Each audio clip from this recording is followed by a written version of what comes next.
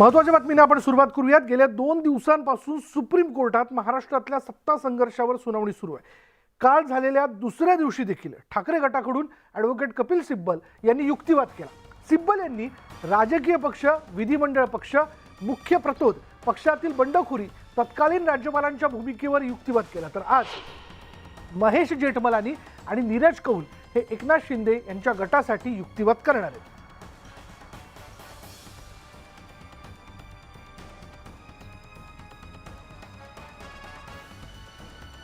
पण आजचा मुख्य दिवस, आजचा संपूर्ण दिवस हा डॉक्टर अभिषेक मनू सिंघवी आणि देवदत्त कामत हे दोन आमचे जे वकील आहेत त्यांचा युक्तिवाद या दिवसाला राहील। आणि मग पुढच्या आठवड्यात ज्यावेळेला मंगळवार, बुधवार, गुरुवार अशा प्रकारे बेंचचं हेच काम राहील त्यावेळेला समोरच्या पक्षाचं त्यांचा युक्तिवाद होईल। आणि मग जसं माननीय सर्वोच्च न्यायालय ठरवेल त्याप्रमाणे पुढची आखणी होईल।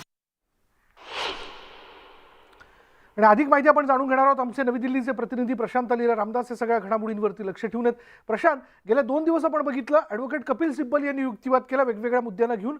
आज न्यायालयामध्ये सुनावणी होत असताना काय कामकाज होणं अपेक्षित आहे? सकाळी 11 वाजता कामकाजाला सुरुवात होईल। घटनापीठ बसेल ज्यामध्ये सरन्यायाधीश धनंजय चंद्रचूड असेल। महत्त्वाचं म्हणजे काल अनेक महत्त्वाच्या मुद्द्यांवरती कपिल सिब्बल यांनी युक्तिवाद केला। त्यानंतर आज पुन्हा सुरुवातीला 10 ते 15 मिनिटं ते युक्तिवाद करतील।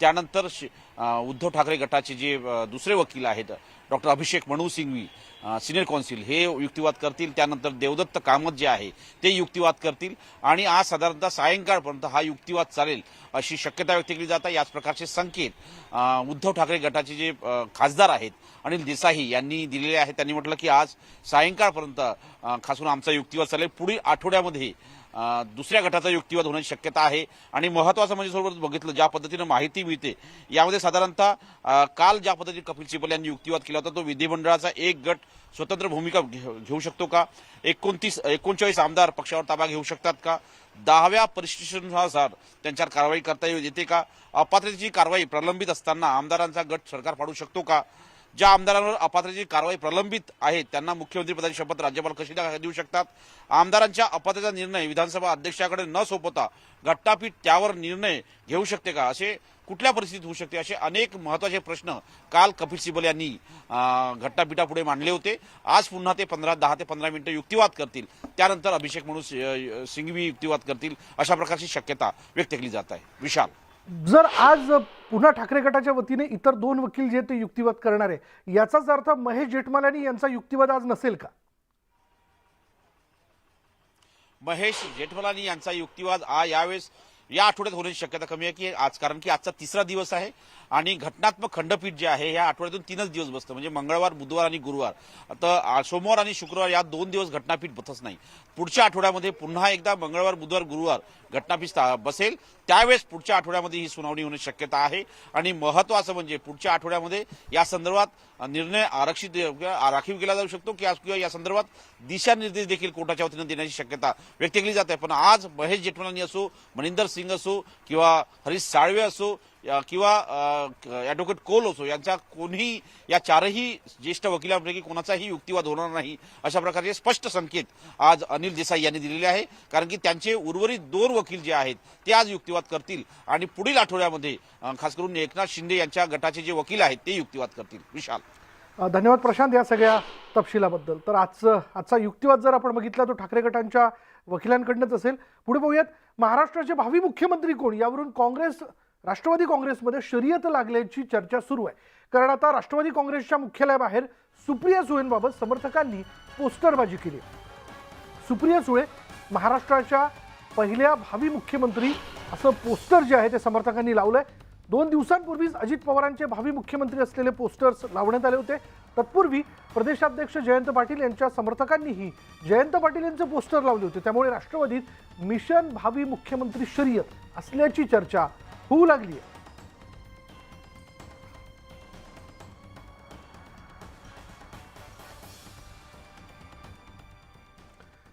आता बातमी आहे चंद्रपूरच्या जिल्हाधिकाऱ्यांबद्दलची। चंद्रपूरचे जिल्हाधिकारी विनय गौडा यांना अटक करून आयोगापुढे सादर करण्याचे आदेश राष्ट्रीय अनुसूचित जनजाती आयोगाने दिले। जिल्ह्यातील जिवती तालुक्यातल्या कुसुंबी गावातील आदिवासीच्या जमीन प्रकरणात आयोगाने हा आदेश दिलाय। एका सिमेंट कंपनीने ही जमीन बेकायदेशीररित्या संपादित केल्याप्रकरणी आयोगापुढे हे प्रकरण सुरू आहे। कुसुंबी शेतजमीन प्रकरणात राष्ट्रीय अनुसूचित जाती जमाती आयोगाने समन्स जारी करूनही त्याचं पालन न केल्याप्रकरणी आयोगाने हा आदेश दिलेला आहे। राज्याचे पोलीस महासंचालक रजनीश शेठ यांना आदेशाची अंमलबजावणी करण्याचे निर्देश दिले गेलेत। आयोगाच्या या आदेशामुळे प्रशासकीय अधिकाऱ्यांमध्ये खळबळ उडाली आहे। त्यामुळे आता तसं बघायला गेलं तर आयोगाच्या या आदेशानंतर पोलिसांना चंद्रपूरचे जिल्हाधिकारी गौड यांना अटक करावी लागणार आहे। त्यांना समन्स यापूर्वी बजावण्यात आलेला होता, पण तो समन्स त्यांनी पाळला नाही। याबद्दल आपण बोलणार आहोत। आमचे प्रतिनिधी हैदर शेख आपल्या बरोबर आहेत। हैदर, हे प्रकरण नेमकं काय आहे ज्यात चंद्रपूरच्या जिल्हाधिकाऱ्यांना अटक करण्याचे आदेश देण्यात आलेत? जिवती तालुक्यात हे कुसुंबी गाव आहे। त्या कुसुंबी गावातील जे आदिवासी आहेत त्यांची जागा एका सिमेंट कंपनीने बेकायदेशीररित्या ही हस्तगत केली। त्याच्यामुळे तिथल्या लोकांनी ही एक तक्रार दाखल केली होती आणि सुनवाई याच्या संदर्भात कोर्टात केस सुरू आहे। आणि त्याच्याच संदर्भात त्यांनी पुन्हा आदिवासीवर अन्याय म्हणून एक वेगळी जी तक्रार आहे ती अनुसूचित जाती जमाती या कोर्टामध्ये सुद्धा दाखल केली होती। आणि त्याच्यामुळे त्या जी सुनावणी ती 16 फेब्रुवारीला ही तारीख होती आणि त्या तारखेला जिल्हाधिकाऱ्यांना स्वतः हजर राहायचे होते, पण ते हजर न राहता त्यांनी डेप्युटी जे कलेक्टर होते त्यांना पाठवलं। त्याच्यामुळे त्यांना ते तिथे त्या तारखेवर हजर नव्हते, याकरिता त्यांच्यावर अटकेसाठी त्यांचं जे वॉरंट आहे ते इश्यू करण्यात आलेलं आहे। धन्यवाद हैदर या सगळ्या तपशिलाबद्दल। बघूयात आता नेमकं या प्रकरणात पुढे काय घडतंय। पुढे बघूयात, कोल्हापुरात आज हाय व्होल्टेज राजकीय ड्रामा रंगण्याची शक्यता आहे, कारण भाजप नेते किरीट सोमय्या कोल्हापूर दौऱ्यावरती आहेत। या दौऱ्यादरम्यान किरीट सोमय्या कोल्हापूर जिल्हा मध्यवर्ती सहकारी बँकेच्या केंद्र कार्यालयाला भेट देणार आहेत। यावेळी कोल्हापुरात दाखल होताच त्यांनी पुन्हा मुश्रीफांवर हल्लाबोल केला, तर मुश्रीफांनी देखील संघर्ष न करता सोमय्या यांच्या स्वागताची भूमिका घेतली आहे। सोमय्यांच्या दौऱ्याच्या पार्श्वभूमीवर जिल्हा बँकेच्या आवारात कडक पोलीस बंदोबस्त तैनात करण्यात आला। ईडीच्या छाप्यानंतर सोमय्या हे बँकेला भेट देणार आहेत। सोमय्या मुख्य कार्यकारी अधिकाऱ्यांना भेटणार आहेत। हसन मुश्रीफ हे जिल्हा बँकेचे अध्यक्ष आहेत। कोल्हापूर जिल्हा मध्यवर्ती सहकारी बँकेत त्यांनी त्यांच्या ब्रिज कंपनीला संतसेन घोरपडे सहकारी साखर कारखाना, त्या कारखान्याला पण अशा पद्धतीने लुटला आहे आणि आता सगळ्या बाजूनी चौकशी आणि कारवाई सुरू आहे। त्याची अधिक माहिती घेण्यासाठी, पाठपुरावा करण्यासाठी आज बँकेला भेट देणार। आणि याविषयी आपण बोलणार आहोत। आमचे प्रतिनिधी ज्ञानेश्वर साळोखे आता क्षणाला आपल्या बरोबर आहेत। ज्ञानेश्वर, काय अपडेट? दाखल होताच त्यांनी नेहमीप्रमाणे हसन मुश्रीफ यांना टार्गेट करायला आहे ती सुरुवात केलेली आहे।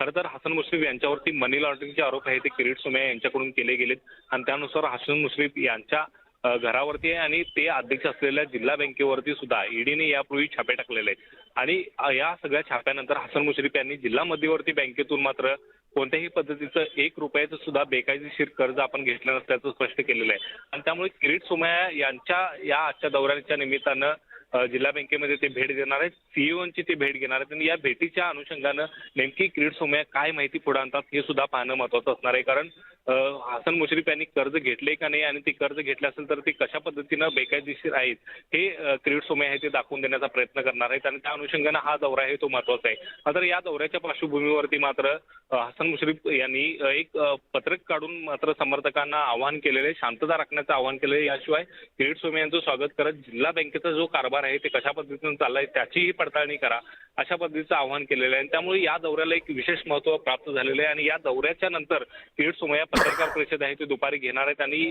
या एकूणच बाबी ते पत्रकार परिषदेतून काय समोर आणतात आणि हसन मुश्रीफ यांच्या संदर्भातला आणखी कोणता गौप्यस्फोट करतात हेच आता पाहणं महत्त्वाचं असणार आहे। धन्यवाद ज्ञानेश्वर या सगळ्या तपशिलाबद्दल। तर बघूयात आज दिवसभर नेमकं काय घडतं यावरती आपण लक्ष ठेवून आहोत। पण यानंतर एक महत्त्वाची ब्रेकिंग न्यूज हाती येते। त्या ब्रेकिंग न्यूजला आपण जाणून घेऊयात। ती ब्रेकिंग न्यूज आहे नवी दिल्लीतनं। आज सत्ता संघर्षाच्या म्हणजे राज्यातील सत्ता संघर्षाच्या सुनावणीचा तिसरा दिवस आहे आणि आता न्यायालयाच्या कामकाजाला सुरुवात झालेली आहे. सुप्रीम कोर्टात कामकाजाला सुरुवात झाल्याचं आपण बघतोय. आज कपिल सिब्बल पुन्हा एकदा युक्तिवाद करता आणि त्याच्यानंतर मग ॲडव्होकेट अभिषेक मनु सिंघवी हे देखील युक्तिवाद करणार आहे. त्यामुळे आजच्या दिवसभरात जर आपण लक्षात घेतलं, खंडपीठाचं कामकाज हे आठवड्यातनं 3 दिवस चालतं, बाकी वेळेस खंडपीठ नसतं. ते म्हणजे मंगळवार, बुधवार आणि गुरुवार. त्यामुळे आजच्या दिवशी महेश जेठमलानी यांचा युक्तिवाद, म्हणजे जे शिंदे गटाचे वकील आहेत त्यांचा युक्तिवाद होणं हे कठीण आहे. आज तो युक्तिवाद होणार नाही, तो पुढल्या आठवड्यातच होईल. पण आजच्या दिवसभरात ठाकरे गटाच्या वतीनं त्यांचे वकील त्यांचा युक्तिवाद पूर्ण करतात. आपण जर यापूर्वी लक्षात घेतलं तर वेगवेगळ्या मुद्द्यांना घेऊन युक्तिवाद झालेला आहे. 2 दिवस जर आपण बघितला तर पक्ष, विधिमंडळ पक्ष, त्याचबरोबर मुख्य प्रतोद, पक्षातील बंडखोरी, तत्कालीन राज्यपालांची भूमिका या विषयाला घेऊन युक्तिवाद जो आहे तो ॲडव्होकेट कपिल सिब्बल यांनी केला. आज देखील ॲडव्होकेट कपिल सिब्बल आता युक्तिवाद करतात आणि त्यानंतर ॲडव्होकेट अभिषेक मनु सिंघवी आणि आणखीन एक वकील आहेत ठाकरे गटाच्या वतीने, ते देखील युक्तिवाद करतील. बोलूयात, आमचे प्रतिनिधी प्रशांत लीला रामदास आपल्याबरोबर आहेत. प्रशांत, सत्ता संघर्षाच्या सुनावणीचा आजचा तिसरा दिवस. बरोबर आहे. महत्वाचं म्हणजे जर बघितलं, आता तिसरा दिवस आहे सुनावणीचा आणि आता सुनावणीला सुरुवात झालेली आहे. सध्या कपिल सिब्बल आहे हे युक्तिवाद करताय. ते राज्यपालाच्या भूमिकेवरती प्रश्न निर्माण करत आहे. राज्यपालांना कोणीही अशा प्रकारे अधिकार दिले की एकनाथ शिंदे यांना त्यांच्याकडे बहुमत नसताना त्यांना कसं आमंत्रित केलं गेलं, अशा प्रकारचा सवाल कपिल सिब्बल यांनी केलेला आहे. जर त्याच्याकडे बहुमत आधार नव्हता आणि जे निर्णय विधानसभा अध्यक्ष घेतात ते निर्णय राज्यपाल कसे का घेऊ शकतात, असाही एक सवाल त्यांनी केलेला आहे. आणि शिवसेना पक्षप्रमुख म्हणून उद्धव ठाकरे यांना कधी विचारणं देखील करण्यात आलं नाही. यामध्ये राज्यपालांची संचालक भूमिका आहे, अशा प्रकारचा युक्तिवाद केला जात आहे. त्यांचं म्हणणं आहे की जर एका पक्षात 2 गट पडले असेल तर त्या 2 गटामध्ये प्रमुख जो पक्षप्रमुख असतो त्याला साधारणतः या विचारणा करण्याची गरज असते. असं असताना देखील त्यांनी विचारणा केली नाही, असा एक दावा कपिल सिब्बल यांनी केलेला आहे. आणि राज्यातील सत्ता संघर्षाच्या सुनावणीला आपण बघतोय सुरुवात जी झालेली होती 2 दिवसापूर्वी, त्यातला आजचा हा तिसरा दिवस. आजच्या तिसऱ्या दिवशी पुन्हा ठाकरे गटाच्या वतीने ॲडव्होकेट कपिल सिब्बल जे आहेत ते युक्तिवाद करतात. आपण जर पाहिलं आतापर्यंत कपिल सिब्बल यांनी 2 दिवसामध्ये पक्ष, विधिमंडळ पक्ष, मुख्य प्रतोद, पक्षातील बंडखोरी, तत्कालीन राज्यपालांच्या भूमिकेवरती युक्तिवाद केला. आज देखील काही ते वेगवेगळ्या मुद्द्यांना घेऊन युक्तिवाद करतील. त्यानंतर ॲडव्होकेट अभिषेक मनु सिंघवी आणि आणखीन एक वकील आज ठाकरे गटाच्या वतीने युक्तिवाद करतील. त्यामुळे आजच्या दिवसभरामध्ये शिंदे गटाचा युक्तिवाद नसणार आहे, तो पुढल्या आठवड्यात होईल. कारण सुप्रीम कोर्टाच्या खंडपीठाचं कामकाज हे आठवड्यातनं 3च दिवस चालतं, मंगळवार, बुधवार आणि गुरुवार. त्यामुळे आजचा हा तिसरा दिवस. त्या दिवशी आपण जर बघितलं तर ठाकरे गटाचा सगळा युक्तिवाद हा पूर्ण केला जाईल आणि पुढल्या आठवड्यात पुन्हा मंगळवारपासून ज्यावेळेस सत्ता संघर्षाच्या सुनावणीला सुरुवात होईल तेव्हा पहिल्या दिवसापासून तर पुढल्या 1 किंवा 2 दिवस जसं न्यायालय परवानगी देईल त्यानुसार शिंदे गटाच्या वकिलांचा म्हणजे ॲडव्होकेट महेश जेठमलानी यांचा युक्तिवाद जो आहे तो यामध्ये होईल. त्यामुळे आता बघूयात आज दिवसभरात पुन्हा कोणते नवीन मुद्दे जे आहेत हे ॲडव्होकेट कपिल सिब्बल, ॲडव्होकेट अभिषेक मनु सिंघवी यांच्या वतीने मांडले जातात. शिवाय न्यायालयाच्या वतीने काही उपप्रश्न उपस्थित केले जातात का? काल जर आपण बघितलं तर न्यायालयाने एकूणच पक्षाची रचना ही समजून घेतली. न्यायालयाने हा देखील मुद्दा उपस्थित केला की पक्षप्रमुखांना सर्वाधिकार असू शकतात का?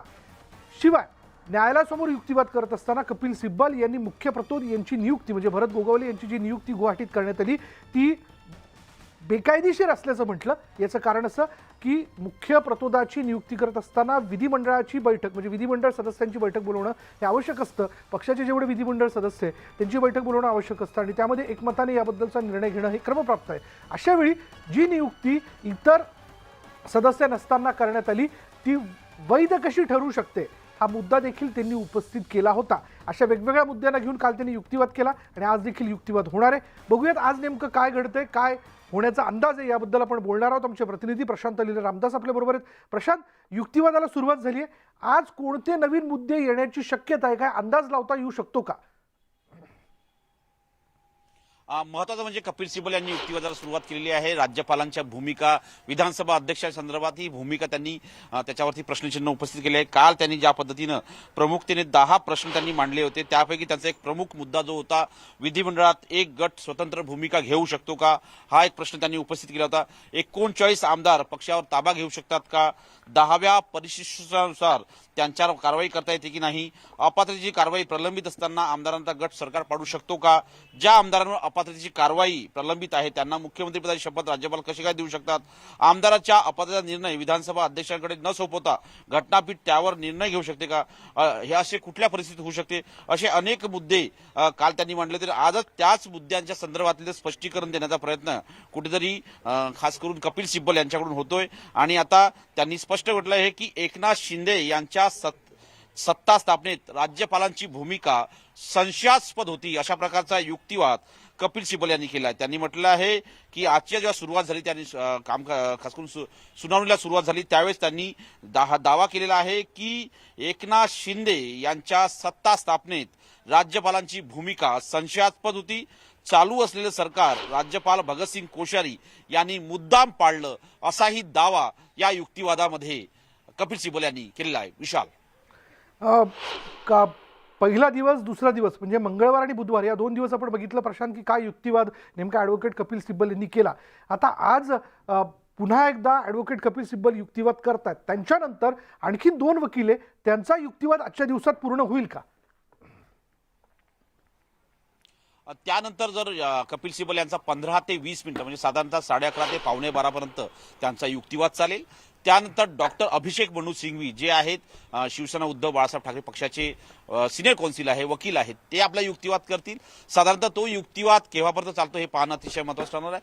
त्या युक्तिवादानंतर ॲडव्होकेट देवदत्त कामत हे जे दुसरे वकील आहेत उद्धव ठाकरे गटाचे, ते युक्तिवाद करतील. साधारणतः हा या दोनही सिनियर कौन्सिलचा ज्येष्ठ वकिलांचा जो युक्तिवाद आहे सायंकाळी 4 वाजेपर्यंत चालेल आणि घटनापीठाचं कामकाज देखील सायंकाळी 4 वाजेपर्यंत असतं. त्यामुळे जे एकनाथ शिंदे गटाचे वकील आहेत त्यांचा युक्तिवाद पुढील आठवड्यात होण्याची शक्यता आहे. ॲडव्होकेट कपिल सिब्बल यांनी युक्तिवादाकरता 3 दिवस मिळावे अशी मागणी केली होती प्रशांत. त्यामुळे आता पुढल्या आठवड्यात जर आपण लक्षात घेतलं तर महेश जेठमलानी यांना देखील युक्तिवादासाठी 3 दिवस दिले जातील. तशी त्यांची काही मागणी किंवा तशी प्रेयर आहे त्यांची? नाही, तशी प्रेयर कोर्टाच्या कामकाजामध्ये विशाल अशी कुठल्या प्रकारची प्रेयर नसते की आम्हाला 3 दिवस द्या, 2 दिवस द्या. कोर्टाचं कामकाज जेव्हा सुरू होतो तेव्हा तुम्हाला ती मागणी करावी लागते. त्यावरती कोर्ट त्या तात्काळ वेळी निर्णय घेतं. जसं खास करून कपिल सिब्बल यांनी मागणी केली, मला सलग 3 दिवस युक्तिवाद करायचा आहे. त्यावरती कोर्टाने स्पष्ट केलं होतं काल तुम्ही दुपारपर्यंत आपला युक्तिवाद पूर्ण करा, पण त्याचा युक्तिवाद पूर्ण झाला नाही. त्यामुळे आज त्यांनी पुन्हा 15-20 मिनिटं मागितले. त्यांना पुन्हा युक्तिवाद करण्यासाठी संधी देण्यात आली आहे. कोर्ट जेव्हा ज्येष्ठ वकील युक्तिवाद करतात तर तेव्हा त्यांनी जेवढी वेळ मागितली तेवढा वेळ मिळतो, पण कोर्टाचा पर्याय असा असतो ज्यावेळी सुनावणीच्या दरम्यान कोर्ट निश्चित कालावधीमध्ये सुनावणी पूर्ण व्हावी यासाठी वारंवार त्या प्रकारचे कालमर्यादा राखून देण्याचा प्रयत्न करतो. आणि जर महेश जेठमलानी यांनी 3 दिवसाचा युक्तिवाद करण्याची मागणी केलीच तर होऊ शकते त्यांना काय कोर्ट सांगेल हे या घडीला सांगणं शक्य कठीण आहे. पण महेश जेठमलानी साधारणतः 1 ते 1.5 दिवस युक्तिवाद करतील, कारण की त्यांनी यापूर्वी देखील केंद्रीय निवडणूक आयोग असो किंवा साधारणतः सुप्रीम कोर्टामध्ये असो साधारणतः त्यांनी साधारणतः 1 दिवस म्हणजे लंच नंतर साधारणतः सायंकाळी 4 वाजेपर्यंत 2 तास युक्तिवाद केला होता. त्यामुळे आता ते युक्तिवाद करताना त्यांची दिशा कशी असते, किती वेळ ते युक्तिवाद करतात हे आगामी आठवड्यात स्पष्ट होईल, पण यावेळी त्याबद्दल स्पष्ट बोलणे शक्य नाही. प्रशांत, आता काही महत्त्वाचे मुद्दे आपल्याला समोर येताना दिसतात ते आपण जाणून घेऊयात. ॲडव्होकेट कपिल सिब्बल यांचा युक्तिवाद जो आहे तो न्यायालयामध्ये सुरू झालेला आहे. सलग 3रा दिवस आपण बघतोय. राज्यातील सत्ता संघर्षाला घेऊन सुनावणी जी ती सुप्रीम कोर्टात सुरू आहे. राज्यपालांची भूमिका संशयास्पद असल्याचा युक्तिवाद त्यांनी हा जो महत्त्वाचा मुद्दा आहे तो ॲडव्होकेट कपिल सिब्बल यांनी मांडलाय. शिवाय अस्तित्वात असलेलं सरकार पाडलं असं देखील कपिल सिब्बल यांनी म्हटलंय. त्यामुळे ठराविक काही आमदार अस्तित्वात असलेलं सरकार पाडू शकतात का हा देखील प्रश्न त्यांनी उपस्थित केलेला आहे.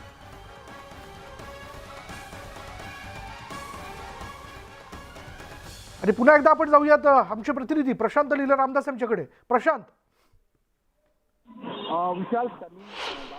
विशाल त्यांनी दावा केला आहे की शिवसेनेचं सरकार असताना शिवसेनेचे आमदार सत्ता कशी काय पाडू शकतात, शिवसेनेचे आमदार अविश्वास प्रस्ताव कसे आणू शकतात, कारण की सत्ताधारी पक्षांवरती कधीही अविश्वास प्रस्ताव आणू शकत नाही असे विधिमंडळाचे नियम आहेत. विरोधी पक्षच त्या संदर्भात निर्णय घेऊ शकतात, विरोधी पक्ष सत्ताधारी पक्षाच्या विरोधात अविश्वास प्रस्ताव आणू शकतात.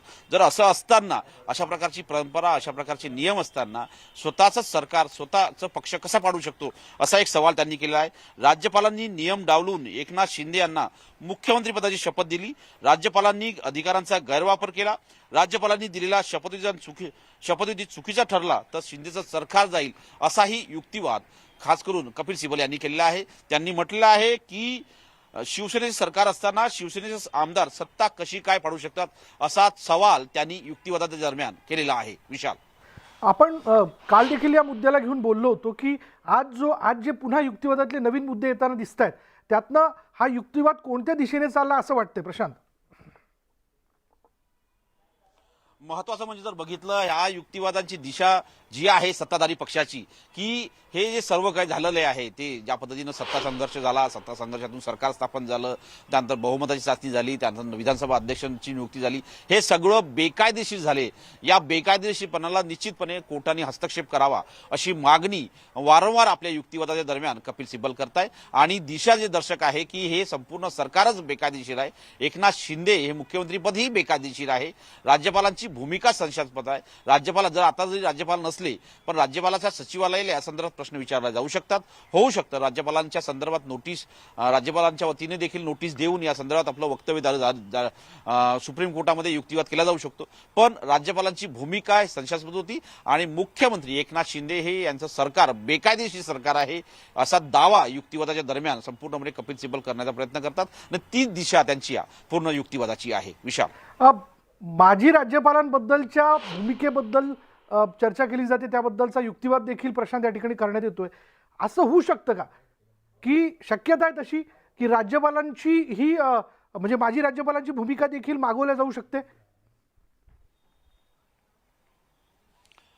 राज्यपाल सचिवालयाची काय भूमिका होती हे विचारलं जाऊ शकतं. राज्यपाल हे घटनात्मक पद आहे, त्यामुळे राज्यपालांच्या कामकाजावरती प्रश्नचिन्ह निर्माण करताना निश्चितपणे सुप्रीम कोर्ट विचार करेल. कारण पण यापूर्वी देखील राज्यपालांच्या कामकाजावर म्हणजे प्रश्नचिन्ह उपस्थित केलं, पण त्यांच्या कामकाजात सुप्रीम कोर्टाने हस्तक्षेप केलेला नाहीये.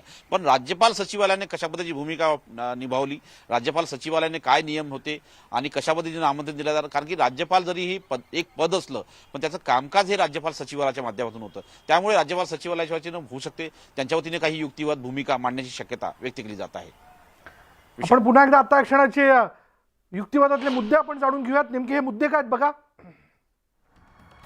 अस्तित्वात असलेलं सरकार पाडलं असा युक्तिवाद ॲडव्होकेट कपिल सिब्बल यांनी केलाय. अशी घटना लोकशाहीत अपेक्षित नव्हती असं देखील ॲडव्होकेट कपिल सिब्बल यांनी म्हटलंय. शिवाय सरकार स्थापनेसाठी राज्यपालांकडे गेले, राज्यपालांनी बहुमत सिद्ध करायला सांगितलं, म्हणजे राज्यपालांनी बंडखोरांना वैध ठरवलं असा युक्तिवाद कपिल सिब्बल यांनी केलाय. पुन्हा एकदा आपण बोलणार आहोत आमचे प्रतिनिधी प्रशांत यांच्याशी. प्रशांत, गेल्या 2 दिवसापासून आणि आजही जे वेगवेगळे मुद्दे युक्तिवादात ॲडव्होकेट कपिल सिब्बल या ठिकाणी उपस्थित करताना दिसत आहेत, म्हणजे त्याचा परिणाम काय होऊ शकतो हे निश्चित आता सांगता येणार नाही, पण काय वाटतं, काय अंदाज लावला जातोय, काय चर्चा आहे? चर्चा विधिज्ञाच्या वतीने, कारण सुप्रीम कोर्टातल्या वकिलांसोबत जेव्हा मी या संदर्भात आम्ही चर्चा करतो तेव्हा निश्चितपणे सुप्रीम कोर्ट या संदर्भात ऐतिहासिक निर्णय देईल अशा प्रकारे ते बोललं जातं. आणि तो ऐतिहासिक निर्णय काय असेल हे या घडीला सांगणं कठीण आहे, पण ऐतिहासिक निर्णय या प्रकरणात येईल अशा प्रकारचं स्पष्टपणे सगळे विधिज्ञ सांगतात. पण विधानसभा अध्यक्षांच्या संदर्भात, त्यांच्या अधिकारांच्या संदर्भात वारंवार भूमिका सुप्रीम कोर्टाने स्पष्ट केली आहे. विधानसभा अध्यक्ष हे घटनात्मक पद आहे आणि घटनात्मक पदामध्ये सुप्रीम कोर्ट हस्तक्षेप करत नाही आहे. एक मर्यादेची रेषा असते, मर्यादेची लाईन असते, ती आम्ही उलटण्यास तयार नाही आहे असं सुप्रीम कोर्टानं वारंवार स्पष्ट केलेलं आहे. त्यामुळे होऊ शकतं आता विधानसभा अधिकाऱ्यांच्या संदर्भात काही निर्णय होण्याची शक्यता तीळमात्र नाही आहे. पण आपातचा मुद्दा जो आहे तो विधानसभा अध्यक्षाच्या अधिकार क्षेत्रात येतो, त्यामुळे तो मुद्दा पुन्हा एकदा विधानसभा अध्यक्षाकडे जाण्याची शक्यता व्यक्त केली जात आहे. खास करून एक मागणी केली जात आहे की जो सगळ्यात सिनियर ज्येष्ठ आणि सिनियर जो आमदार असेल त्यांची एक समिती स्थापन करून या सगळ्या अपात्रतेच्या मुद्द्यावरती निर्णय घ्यावा अशा प्रकारची मागणी खास करून कपिल सिब्बल यांच्या वतीनं केली जाते. त्या मागणीवरती सुप्रीम कोर्ट गांभीर्याने विचार करते का हे देखील पाहणं महत्त्वाचं ठरणार आहे. कारण की दिशानिर्देश देताना विधानसभा अध्यक्षाच्या अधिकाराचा हस्तक्षेप करू शकत नाही, पण एक नवीन समिती स्थापन करून अपात्रतेच्या मुद्द्यासंदर्भात निर्णय घेऊन तो निर्णय सुप्रीम कोर्टाला कळवा अशा प्रकारची ही दिशा कोर्टाच्या वतीने दिल्या जाऊ शकते. अशा प्रकारच्या घटना आणि अशी परंपरा देखील आहे. आपल्याला माहिती असेल महाराष्ट्राची सत्ता स्थापन होत असताना खास करून जेव्हा अजित पवार आणि देवेंद्र फडणवीस यांच्या संदर्भात जेव्हा सरकार स्थापन करण्यात आलं होतं त्यावेळेस गुप्त मतदान पद्धतीने मतदान घ्यावं अशा प्रकारची मागणी त्यावेळेस सत्ताधारी पक्ष असलेल्या अजित पवार आणि देवेंद्र फडणवीसच्या वकिलांनी केली होती. पण त्यावेळेस विरोधात असलेले शिवसेना काँग्रेस आणि राष्ट्रवादी या सगळ्यांनी मागणी केली होती महाविकास आघाडीने की साधारणतः ही त्यावेळेस महाविकास आघाडी तयार व्हायची होती. पण आता ते तिन्ही पक्ष महाविकास आघाडी म्हणून ओळखले जातात. त्या महाविकास आघाडीच्या वतीने मागणी करण्यात आली की जी संपूर्ण मतदान प्रक्रिया आहे ही खुल्या आवाजी पद्धतीने व्हाव्या आणि त्यानंतर सुप्रीम कोर्टाने स्पष्ट केलं होतं की मतदान जे आहे आवाजी पद्धतीने होईल आणि सोबतच जो सगळ्यात सिनियर जो असेल तो मतदान घेईल आणि सोबतच जर त्यांनी हे स्पष्ट केलं होतं की या संपूर्ण याची व्हिडिओग्राफी देखील होण्याची आदेश त्यांनी दिला होता आणि त्यानंतर कुठेतरी महाविकास आघाडी सरकार आलं होतं. त्यामुळे एक नवीन या संदर्भात दिशानिर्देश देण्याची शक्यता सुप्रीम कोर्टाच्या वतीनं केली जाऊ शकते. आता फक्त युक्तिवाद सुरू आहे. युक्तिवादाच्या दिशेने काय नवीन युक्तिवाद करतात कपिल सिब्बल हे देखील पाहणं अतिशय महत्त्वाचं ठरणार आहे. जे आतापर्यंतचा जो युक्तिवाद झाला त्यातले महत्त्वाचे मुद्दे आपण जाणून घेऊयात. बघा नेमकं काय घडलंय. महाविकास आघाडीच्या आकडेवारीची चाचपणी सुरू आहे. अपात्रतेवर राज्यपाल निर्णय घेऊ शकत नाही असं सरन्यायाधीशांनी स्पष्ट केलेलं आहे.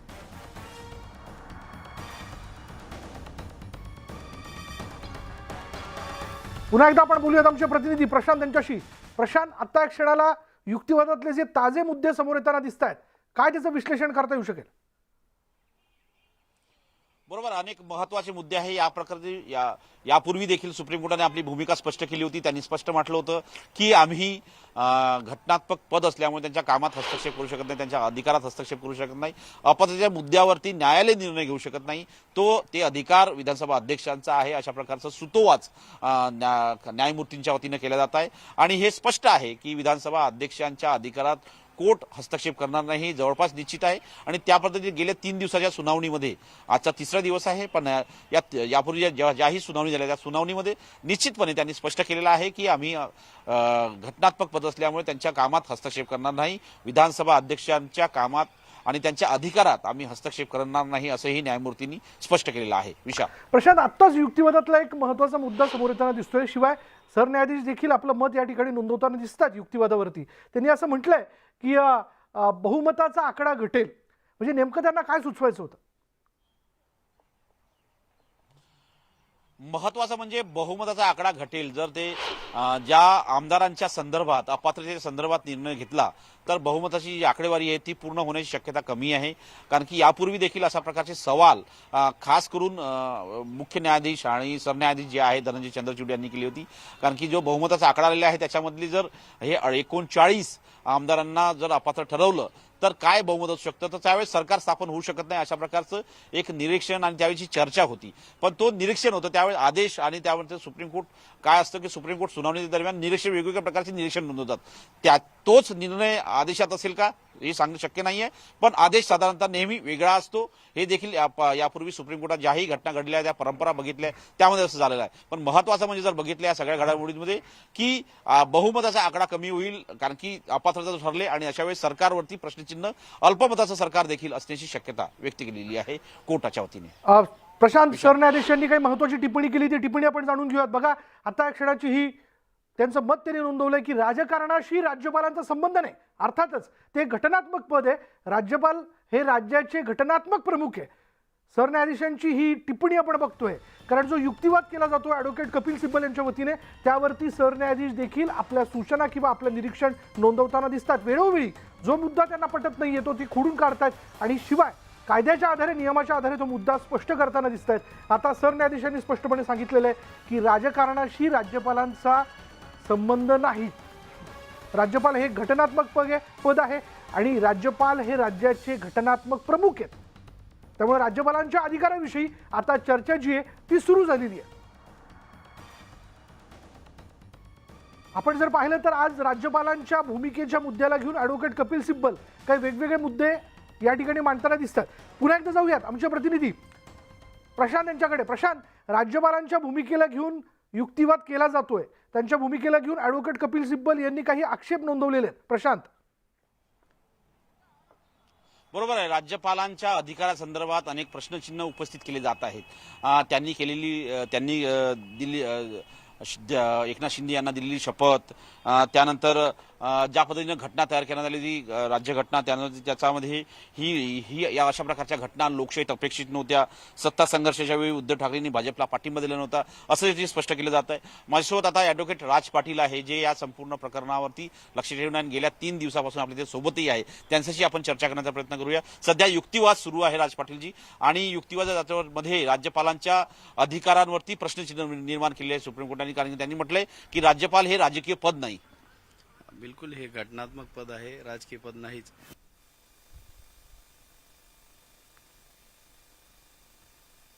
झाले होते त्यापैकी एक इश्यू होता राज्यपालांचे अधिकार, आणि जे मुख्यमंत्र्यांना शपथ घेण्यासाठी बोलवलं होतं त्यावेळेस न्यायालयात आले होते. त्यात घटनापीठासमोर हा एक इश्यू फ्रेम करण्यात आला होता, त्यावरती आर्ग्युमेंट करताना सध्या दिसत आहे. पण महत्वाचं म्हणजे कपिल सिब्बल यांनी एक युक्तिवाद केला आहे की राज्यपालांनी नियम डाळून एकनाथ शिंदे यांना मुख्यमंत्रीपदी शपथ दिली, राज्यपालांनी आपल्या अधिकारांचा गैरवापर केला. आर्ग्युमेंट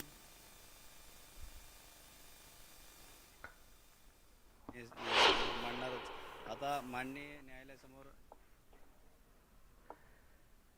जो युक्तिवाद ॲडव्होकेट कपिल सिब्बल यांच्या वतीने केला जातोय, तो युक्तिवाद ऐकत असताना सरन्यायाधीश आपल्या वतीने देखील काही निरीक्षणं नोंदवत आहेत, काही सूचना ते करतायत. त्यांनी स्पष्ट केलेले, जेव्हा राज्यपालांच्या भूमिकेबद्दल चर्चा केली जाते किंवा त्यांच्या भूमिकेला घेऊन काही आक्षेप नोंदवले जात आहेत त्या ॲडव्होकेट कपिल सिब्बल यांच्या युक्तिवादात, त्यावरती राज्यपालांचा राजकारणाशी काही एक संबंध नाही. राज्यपाल हे घटनात्मक पद आहे आणि ते राज्याचे घटनात्मक प्रमुख असतात, असं सरन्यायाधीशांनी स्पष्ट केलेलं आहे. त्याच्यामुळे आत्ता या क्षणापर्यंत या सत्ता संघर्षाच्या मुद्द्याला घेऊन सुनावणीचा हा 3रा दिवस आपण बघतोय खंडपीठापुढे. त्यामध्ये कालपर्यंत वेगवेगळे मुद्दे उपस्थित झाले, ज्याबद्दल सखोल युक्तिवाद करण्यात आला. आज देखील आपण पाहिलं तर राज्यपालांच्या भूमिकेबद्दल, म्हणजे राज्यात ज्यावेळी सरकार हे अल्पमतात आलं, सरकार पाडलं गेलं, तसा एक आक्षेप जो आहे किंवा युक्तिवाद जो आहे तो ठाकरे गटाच्या वकिलांकडनं केला जातोय, त्यावेळी राज्यपालांनी बहुमत सिद्ध करण्यासाठी शिंदे गटाला आमंत्रित केलं आणि त्यांनी जी भूमिका घेतली ती भूमिकाच मुळात पटणारी नव्हती किंवा ती कायद्याला धरून नव्हती, नियमांना धरून नव्हती, असा युक्तिवाद जो आहे तो ॲडव्होकेट कपिल सिब्बल करताना दिसत आहेत.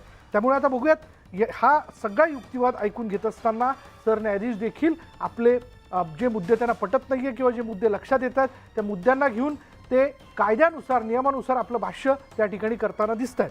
त्यामुळे सत्ता संघर्षावर सुनावणीचा आजचा हा 3रा दिवस, ज्यामध्ये आपण 2 दिवसात जर बघितलं तर पक्ष विधिमंडळ पक्ष, त्याचबरोबर मुख्य प्रतोद, पक्षातील बंडखोरी आणि आज तत्कालीन राज्यपालांच्या भूमिकेवर युक्तिवाद जो आहे तो केला जातोय.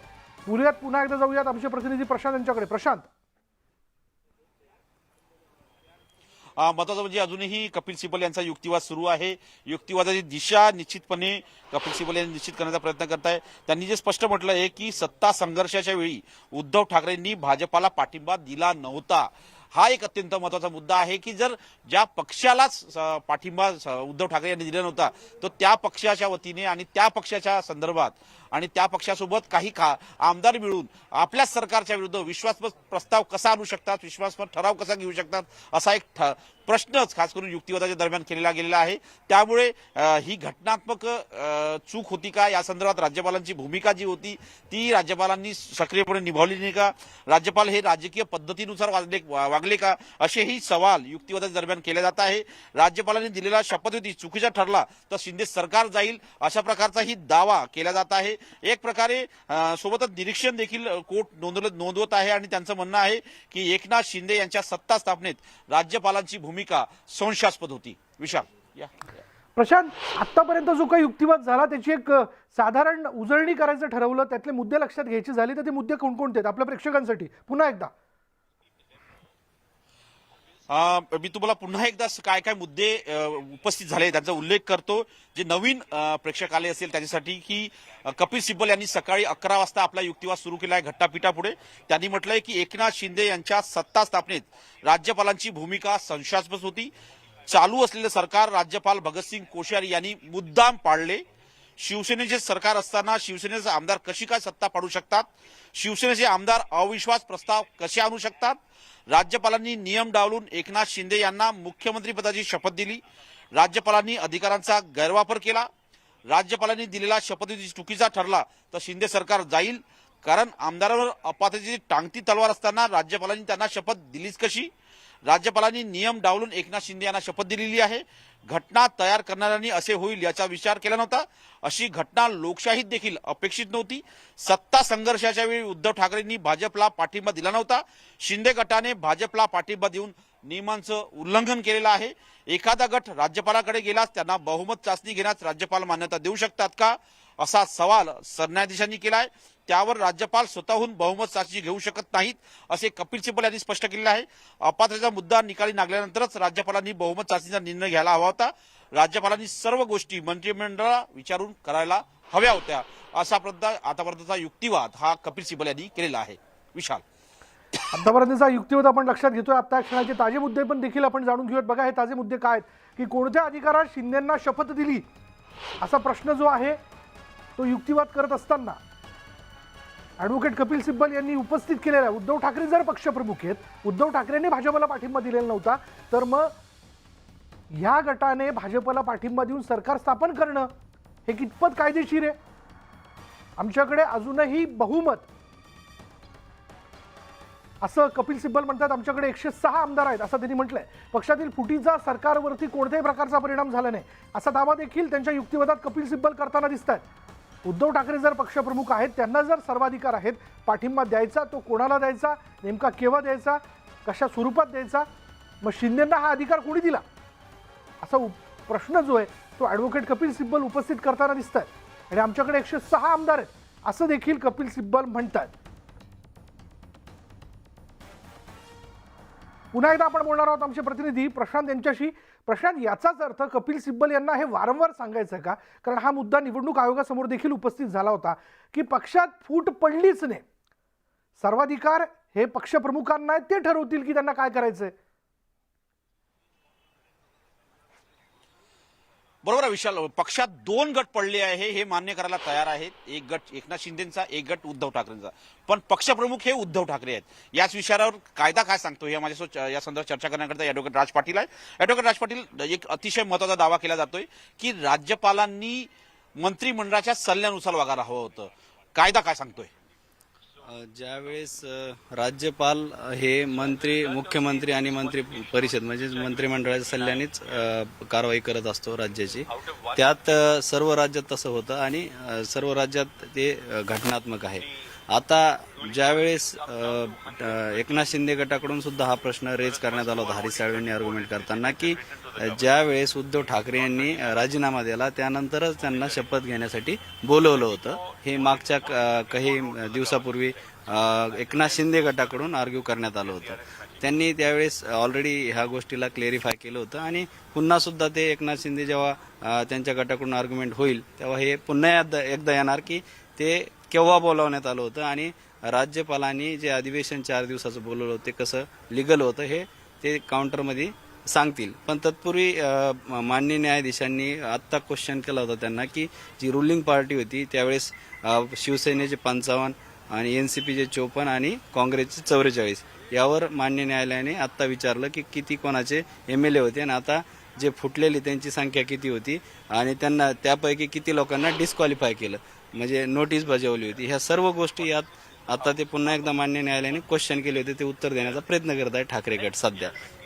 आता यावर यापुढे जाऊन ज्यावेळेस एकनाथ शिंदे गट आर्ग्यू करेल ह्या गोष्टीचं निश्चित त्यांना आणि राज्यपालांचे वकील म्हणून जे असतील ते निश्चित करतील की याला काउंटर की राज्यपालांनी त्यांच्या अधिकारात म्हणजेच जे विधिमंडळाचं अधिवेशन बोलवलं होतं त्यावेळी 4 दिवसाचं आणि त्यात स्पीकरची निवड झाली, त्यानंतर फ्लोर टेस्ट झाली आणि फ्लोर टेस्ट आणि या सर्व गोष्टी मान्य न्यायालयाच्या निरीक्षणाखाली झाल्या होत्या. त्यावेळेस स्पष्ट आदेश देण्यात आले होते की व्हिडिओग्राफी व्हावी नाही, वगैरे. पण महत्वाचं म्हणजे जर बघितलं राज्यपालांच्याच भूमिकेवरती संशयास्पद भूमिका आहे. राज्यपालांनी आपल्या अधिकारांचा गैरवापर केला असा युक्तिवाद केला जात आहे. हा युक्तिवाद कितपत टिकण्यासारखा आहे?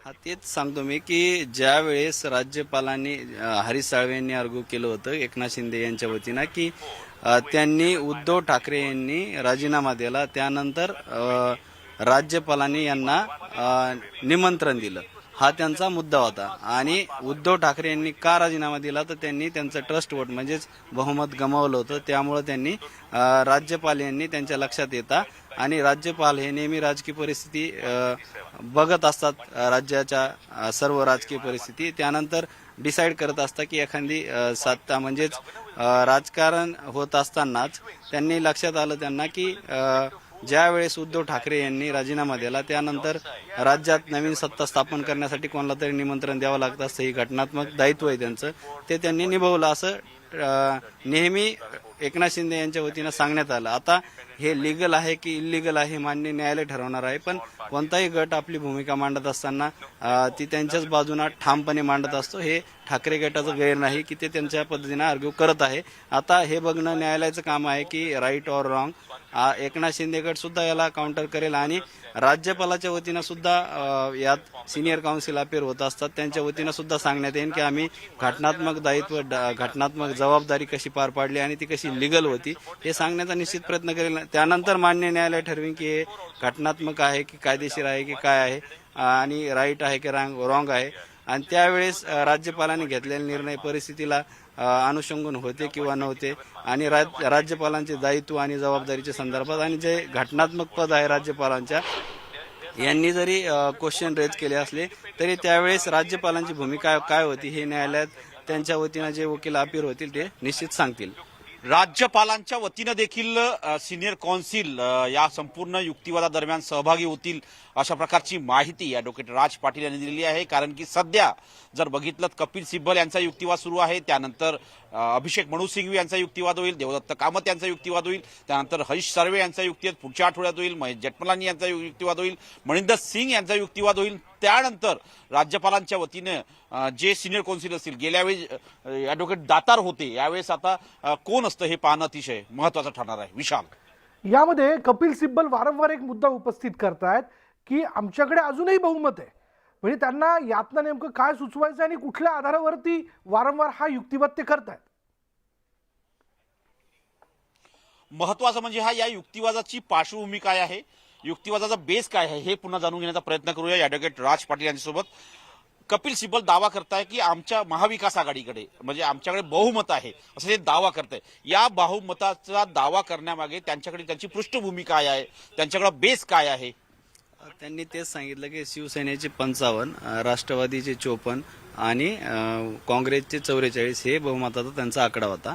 त्यानंतर स्प्लिट झालेला आहे, म्हणजे 2.5 वर्ष ते गव्हर्नमेंट चाललं बहुमतानं त्यावेळेस, आणि त्यानंतर ज्यावेळेस स्प्लिट झालं आणि पार्टी विभाजित झाली त्यानंतर मात्र त्यांच्याकडे बहुमत त्यांनी गमावलं होतं हे स्पष्टच होतं. आणि ही सर्व परिस्थिती बघता जेव्हा अपात्रतेची कारवाई केल्यानंतर देखील त्यांच्याकडे बहुमत आहे असं त्यांचं म्हणणं आहे. हा, तर मग त्यांनी त्यावेळेस फ्लोर टेस्टला सामोरं जायला होतं हे सुद्धा एकनाथ शिंदे गटाने नेहमी सांगितलेलं आहे की जर बहुमत होतं तुमच्याकडे तर तुम्ही सिद्ध करण्याची गरज होती. ज्यावेळेस 4 दिवसाचं अधिवेशन भरलं होतं त्यावेळेस ते त्यांच्याकडून कोणताही उमेदवार त्यावेळेस बहुमत सिद्ध करण्यासाठी नव्हता. फक्त एकनाथ शिंदे यांनीच त्यावेळेस बहुमत सिद्ध केलं आणि ते मुख्यमंत्री म्हणून सरकार स्थापन केलं. बहुमत तरी जे आता युक्तिवादादरम्यान कपिल सिब्बल यांचा दावा असेल की आमच्याकडे बहुमत आहे, पण ज्यावेळेस विधानसभेमध्ये बहुमताची चाचणी झाली त्यावेळेस बहुमताची चाचणी त्या चाचणीला सामोरे का गेले नाही उद्धव ठाकरे, असाही एक सवाल शिंदे गटाच्या वतीनं गेल्यावेळी देखील करण्यात आला होता, यावेळी देखील करण्यात येईल. आणि त्याचमुळे त्यांनी राजीनामा दिला, त्यामुळेच एकनाथ शिंदे हे मुख्यमंत्री बनले असा दावा गेल्यावेळी केला होता, यावेळी देखील तो करण्याची शक्यता आहे. महत्वाचं म्हणजे जर बघितलं या सगळ्या याच्यामध्ये यांची खास करून कपिल सिब्बल यांच्या वतीनं जरी बहुमताचा दावा केला असेल तर ज्या पद्धतीनं आपण घटनाक्रम बघितला त्या घटनाक्रमामध्ये उद्धव ठाकरे यांनी राजीनामा दिलाय हे स्पष्टच आहे. त्यामुळे त्या दाव्यावरती जेव्हा प्रतिवाद होईल त्यावेळेस कपिल सिब्बल काय प्रतिवाद करतात हे देखील पाहणं अतिशय महत्वाचं असेल. प्रशांत, सरन्यायाधीशांनी आपलं काही मत या विषयाला घेऊन या युक्तिवादावरती नोंदवलेले ते आपण जाणून घेऊयात. बघा, आता एक क्षणाचा महत्त्वाची बातमी आपण बघतोय. विरोधक बंडखोर राज्यपालांकडे जाऊ शकतात असं सरन्यायाधीशांकडून स्पष्टीकरण देण्यात आलेलं आहे. त्याचबरोबर त्यांनी काय म्हटलंय बघा,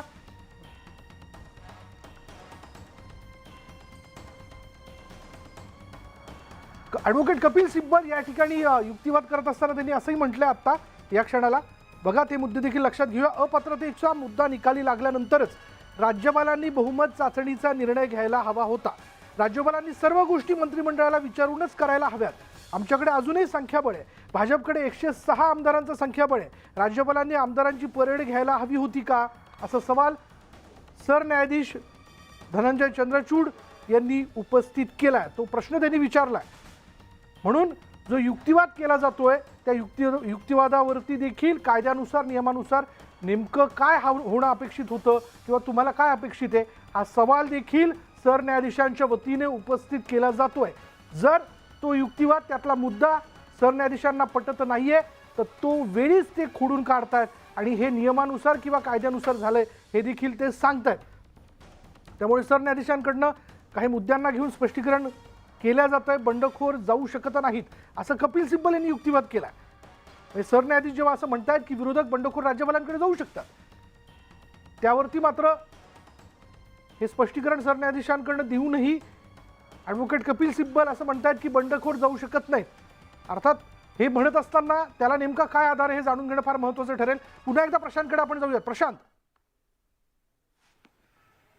महत्वाचं म्हणजे जर सुनावणी जर बघितली आपण तर आता त्यांनी जो मुद्दा मांडलाय, बंडखोर 16 आमदारांना बाजूला ठेवून घटनापीठाकडून महाविकास आघाडीच्या बहुमताची आकडेवारी चाचणी जेव्हा कोर्टाने केली आणि जी आकडेवारी आपल्याला ॲडव्होकेट राज पाटील यांनी सांगितली होती 44 असो किंवा मग 55 असो शिवसेनेची या संदर्भात, आणि त्यावर त्यांनी म्हटलं होतं की राज्यपालांनी आमदारांची परेड घ्यायला होती का असा सवाल धनंजय चंद्रचूड यांनी केला. आणि त्यावर त्यांनी म्हटलं की राज्यपालांनी मंत्रिमंडळ विचारूनच अधिवेशन बोलायला हवे होते, मला वाटतं म्हणून केलं, अशी राज्यपाल भूमिका घेऊ शकत नाही असा युक्तिवाद कपिल सिब्बल यांनी केलेला आहे.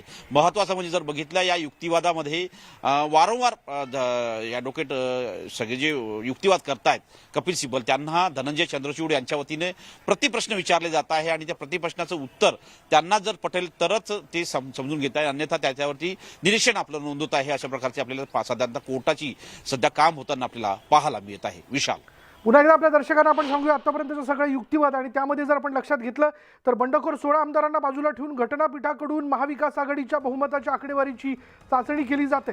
राज्यपालांनी आमदारांची परेड घ्यायला हवी होती का असा सवाल सरन्यायाधीश धनंजय चंद्रचूड यांनी केलेला आहे.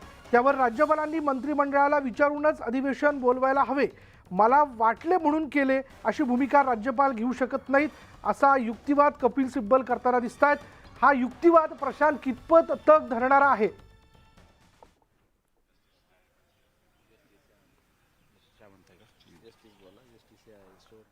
बघा, आणखीन काही महत्त्वाचे नवीन मुद्दे समोर येताना दिसतात ते देखील आपण जाणून घेऊयात. बघा, मुख्यमंत्री सरकार पाडू शकतात का असा सवाल कपिल सिब्बल यांनी उपस्थित केलाय. आमदार शिवसेना म्हणून राज्यपालांकडे गेले, शिवसेना म्हणून राज्यपालांकडे जाणं चुकीचं असं ते म्हणतात. मुख्यमंत्री कपिल सिब्बलांच्या युक्तिवादातले आणखीन काही मुद्दे बघा, म्हणजे आमदार शिवसेना म्हणून राज्यपालांकडे गेले, म्हणजेच कपिल सिब्बल यांना पुन्हा एकदा असंच सांगायचंय की ही फूट पडलेलीच नाही आहे, अजूनही त्यांच्याकडे संख्याबळ आहे. परत एकदा आपण जाऊयात आमचे प्रतिनिधी प्रशांत यांच्याकडे. प्रशांत, हे जाणून घ्यायचंय म्हणजे कपिल सिब्बल आता जे काही मुद्दे मांडताना दिसत आहेत की आमदार शिवसेना म्हणून राज्यपालांकडे गेले, म्हणजेच त्यांना असं सुचवायचं आहे का की त्यांनी पक्ष सोडून ते गेलेले आहेत, मुळात ते पक्षातच आहेत?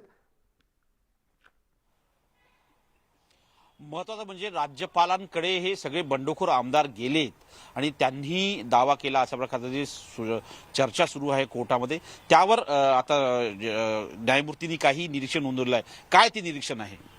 त्यांनी सर्वात सुरुवातीला जे स्कोप ऑफ गव्हर्नरचे जे पॉवरचे ज्युरिडिक्शनच्या संदर्भात आणि स्पीकरच्या पॉवरच्या संदर्भात हे 2 निरीक्षण नोंदवले. त्यात तुम्ही म्हणता जर राज्यपालांनी घाईगडबडीत निर्णय घेतला तर सभापतींना सुद्धा घाईगडबडीत डिस्क्वालिफिकेशनची नोटीस कशी दिली, हे एक महत्त्वाचा मुद्दा माननीय न्यायालयाने विषेद केला आणि निरीक्षण नोंदवलेलं आहे. आता यावर कपिल सिब्बल हे थोड्या वेळात उत्तर देतील. काय म्हणतील ते आपण बघणं महत्त्वाचं ठरलं. सध्या न्यायमूर्ती सध्या आपापसात चर्चा करत आहेत. सध्या आर्ग्युमेंट काही काळाकरता थांबलेली आहे, म्हणजेच आर्ग्युमेंट थांबलेली आहे जोपर्यंत न्यायमूर्ती आपापसात आता चर्चा आता एक क्षणाचा महत्वाचा अपडेट येते बघा, ते जाणून घेऊयात आपण. ते अपडेट काय बघा, सरन्यायाधीशांनी महत्वाची टिप्पणी केली आहे. त्यांनी काय म्हटलंय लक्षात घेण्यासारखं आहे की बंडानंतर तुमच्याकडे बहुमत राहिलं नाही असं सरन्यायाधीश म्हणतायत. कपिल सिब्बल यांचा वारंवार युक्तिवाद तोच आहे की पक्षात फूट पडलीच नाही, आमच्याकडे बहुमत आहे. पण यावरती सरन्यायाधीश असं निरीक्षण नोंदवतायत की बंडखोरीनंतर तुमच्याकडे बहुमत उरलंच नाही. तुमच्या पक्षातील 16 आमदार हे बाजूला गेल्याशिवाय इतरही अपक्ष आमदार त्यांच्याबरोबर गेले. पुन्हा एकदा आपण जाऊया प्रशांतकडे. प्रशांत, विशाल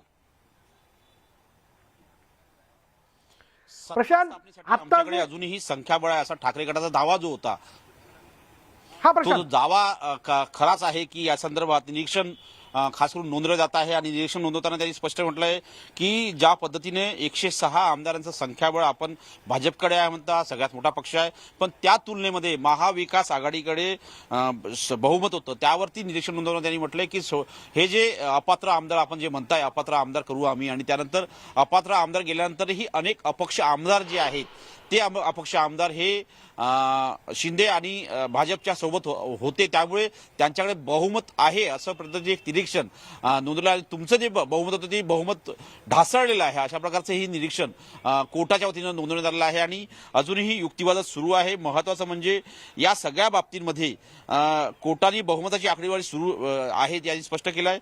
मविमाकडे 123 आणि अपक्ष आमदार आहेत असा दावा कपिल सिब्बल यांनी केलेला आहे. याचा अर्थ आता तो जे निरीक्षण नोंदवलं त्या निरीक्षणावरती हा दावा करण्यात आलेला आहे. काय महत्वाचं आहे का ॲडव्होकेट राज पाटील? महेश जेठमलानी यांनी इंटरप्रेट करून हे सांगितलं की उद्धव ठाकरे यांना 2 लेटर देण्यात आले होते फ्लोर टेस्ट संदर्भात, त्यांनी करेक्ट केलेलं आहे. आता महेश जेठमलानीकडून युक्तिवाद करण्यात आला. आता कपिल सिब्बल यांचा युक्तिवाद पुन्हा एकदा सुरू झाला, त्यावरती काय उत्तर देतात ते बघूयात. महेश जेठमलानी यांनी युक्तिवादाच्या दरम्यान हस्तक्षेप केला आणि हस्तक्षेप करून 2 पत्र हे उद्धव ठाकरेंना देण्यात आले होते असंही त्यांनी उल्लेख केलेला आहे. प्रशांत, मी तुला जरा थांबवतोय. सरन्यायाधीशांनी आणखी काही महत्वाचे मुद्दे उपस्थित केले. त्यांनी असं म्हटलंय की बंडानंतर तुमच्याकडे बहुमत राहिलं नाही. त्यांनी असं देखील महत्वाची टिप्पणी आपण बघतोय सरन्यायाधीशांची. पण त्यानंतर ते आणखी काय म्हणतायत बघा, तुमच्याकडे 118 आमदार आहेत, आकडे बहुमतापेक्षा कमी आहेत असं सरन्यायाधीश स्पष्ट करतायत. आता क्षणाचा अपडेट बघा, पक्षफुटीमुळे सरकार अस्थिर झालं असं देखील निरीक्षण सरन्यायाधीशांनी नोंदवलंय. मग राज्यपाल दखल घेणारच असं देखील सरन्यायाधीश सांगताना दिसत आहेत. महत्वाची टिप्पणी ही सरन्यायाधीशांची. म्हणजेच युक्तिवादातले हे मुद्दे, कपिल सिब्बल यांनी जो युक्तिवाद केला त्यातले हे जे मुद्दे आहेत, राज्यपालांच्या भूमिकेबद्दल संशय व्यक्त करणं, शिवाय आकडेवारीचा मुद्दा, आमदारांनी राज्यपालांकडे जाणं, हे मुद्दे न पटल्यामुळे नियमानुसार कायद्यानुसार जे घडतंय, जेव्हा वास्तव जे समोर होतं यावरती सरन्यायाधीश भाष्य करताना दिसत आहेत. पक्षफुटीमुळे सरकार अस्थिर झालं हे समोर दिसत होतं, त्यामुळे राज्यपाल दखल घेणारच असं त्यांनी स्पष्ट केलं. नियमानुसार ते त्यांनी घेणं, म्हणजे ती दखल घेणं, तो कॉग्निजियस घेणं हे कायद्यानुसार अपेक्षित आहे, नियमानुसार अपेक्षित आहे असं सरन्यायाधीश आवर्जून सांगतात. आकडे बहुमतापेक्षा कमी आहेत असं देखील निरीक्षण तेव्हा जे घडलेलं होतं त्यावरती ते भाष्य करताना दिसत आहे. परत एकदा जाऊयात प्रशांतकडे. प्रशांत,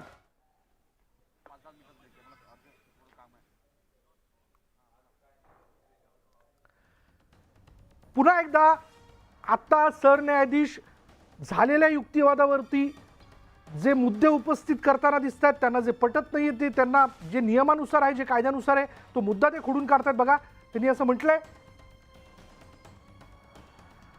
सरन्यायाधीशांची महत्वाची टिप्पणी आपण बघतोय. आणखीन काय अपडेट येते, कपिल सिब्बल हे कोर्टाची दिशाभूल करतायत. जेठमलानी यांनी आता युक्तिवाद केलेला आहे. महेश जेठमलानी यांनी त्यांचा मुद्दा खोडून काढलाय, त्यावरती ऑब्जेक्शन घेतलंय. त्यांनी असं म्हटलंय की कपिल सिब्बल कोर्टाची दिशाभूल करतायत असा युक्तिवाद महेश जेठमलानी यांनी केला. अपडेट जाणून घेऊयात प्रशांतकडनं. प्रशांत, बरं, प्रशांतशी बोलण्याचा आपण प्रयत्न करूच, पण पुन्हा एकदा आपण जाणून घेऊयात की बघा आतापर्यंत काय युक्तिवाद होतोय. सरन्यायाधीशांनी या सगळ्या युक्तिवादामध्ये म्हणजे जो 3 दिवस युक्तिवाद सुरू आहे, आजचा हा 3रा दिवस आहे, आजच्या 3ऱ्या दिवशी सुद्धा ॲडव्होकेट कपिल सिब्बल वेगवेगळ्या मुद्द्यांना घेऊन युक्तिवाद करतात. खास करून राज्यपालांनी त्या सगळ्या परिस्थितीत घेतलेली भूमिका कशी संशयास्पद आहे, ती कशी कायद्याला धरून नाही आहे, ती कशी अवैध आहे, हा मुद्दा ते वारंवार न्यायालयासमोर स्पष्ट करताना दिसत आहे. यावरती आता न्यायालयाने देखील म्हणजे सरन्यायाधीशांनी आपलं निरीक्षण, त्यांच्या अभ्यासात असलेले मुद्दे या ठिकाणी नोंदवलेले आहेत. त्यांनी स्पष्टपणे म्हटलंय की पक्षात फूट पडलेली होती, तुमचं बहुमत घटलेलं होतं आणि या सगळ्या परिस्थितीत राज्यपाल दखल घेणारच. त्यांनी असं म्हणलेलं आहे की राज्यपाल हे राजकारणात जाऊ शकत नाही किंवा राजकीय भूमिका घेऊ शकत नाही, ते घटनात्मक पद आहे असं देखील त्यांनी म्हटलंय. होणाऱ्या राजकारणाशी राज्यपालांचं काही एक घेणं देणं नाही.